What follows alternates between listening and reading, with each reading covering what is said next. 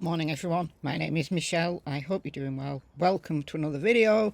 It's Tuesday morning and today is as good a day as any to be a 2-video day. This video will come out first on this channel and then later over on MichelleAfterDark there'll be another video, a longer video. But this one, interesting snippet of information, was released by King 5 Seattle yesterday.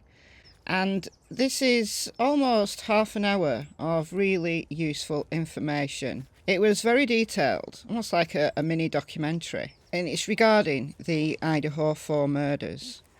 They had touching tributes to the 4 victims, Ethan, Xana, Kaylee and Maddie.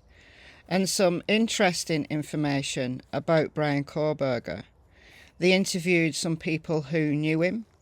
And we've got a lot of these kind of interviews now with people saying broadly the same thing, whether they knew him as a teenager when he developed a drug problem or when he was older at university. And everybody broadly says the same thing, that he was quiet, but he could be very intense. He had an intense stare and he could be aggressive. He needed to get his point across. If there was something that interested him, then he would make sure that his opinion mattered. But something else that we haven't heard before came out, and that was interviews with 2 district attorneys. Over in Pennsylvania, district attorneys from 3 different counties ordered reviews of their cold cases. The channel interviewed a district attorney from Lehigh County, and I want to play you a little bit of this interview. Lehigh County is home to DeSales University, which Kohberger attended after Northampton Community College. He spent 4 years here studying criminal justice. Bryan Kohberger. Earning a master's degree last summer. What does law enforcement do given that he did spend time here? Well, we have a resource here called the Regional Intelligence and Investigation Center. It's the first thing I did was I asked the director of the RIC, as we call it, to see if we had any contact with Mr. Kohberger. A data search of more than 6 million police incident reports in Pennsylvania turned up only one record with Kohberger's name. He called police from this bike trail one night to report that his car was locked behind a park gate. There was a response from him thanking the police and apologizing for the inconvenience. Both district attorneys say their investigations have found no links to Kohberger and any unsolved cases. So we have no unsolved homicides that in any way meet the modus operandi of this event out in Idaho. There was nothing been brought to my attention. In fact, nothing with respect to Kohberger has come about in our investigations of cold cases. So district attorneys from Monroe County who didn't respond to King 5, maybe they're still ongoing with, I don't know, a search, or they didn't want to get involved in the media, I don't know.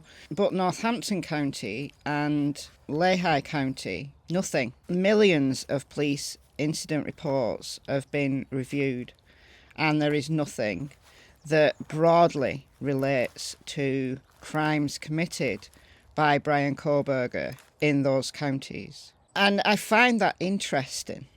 I do. But I don't find it surprising. Because do you remember my profile that I did right at the beginning of this case? Well before we knew that Bryan Kohberger existed, well before Bryan Kohberger was arrested. I speculated, based on some psychology, that if he killed before, it may be not a human kill. He may have killed animals before as a hunter. Now, we know that that's not true, as far as we know. But I said then, I don't think this person is a serial killer. But do they have a criminal profile, a possible record of lesser crimes? And these Pennsylvanian county district attorneys have been looking at things like unsolved homicides that broadly fit the modus operandi of Bryan Kohberger. But what if he had been committing crimes that weren't reported, lesser crimes? What if he's been stalking people and it's not been reported? The murders that he's allegedly committed, that he's been charged with committing, were so sloppy and careless in a way that he was caught on so many security cameras in his car, that he took his phone with him and then turned it off and then turned it back on again, that he left a knife sheath at the scene.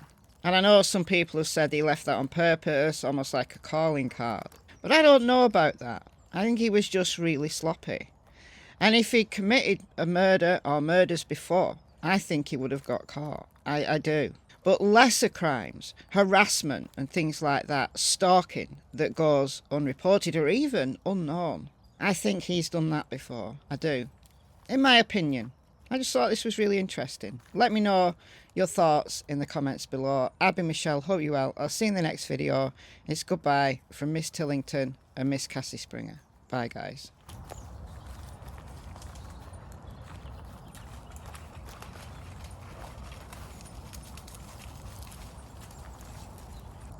Come on, Cass, this way.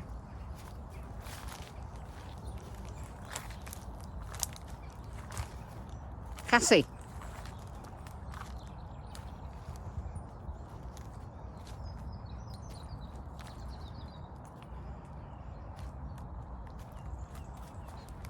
Tilly.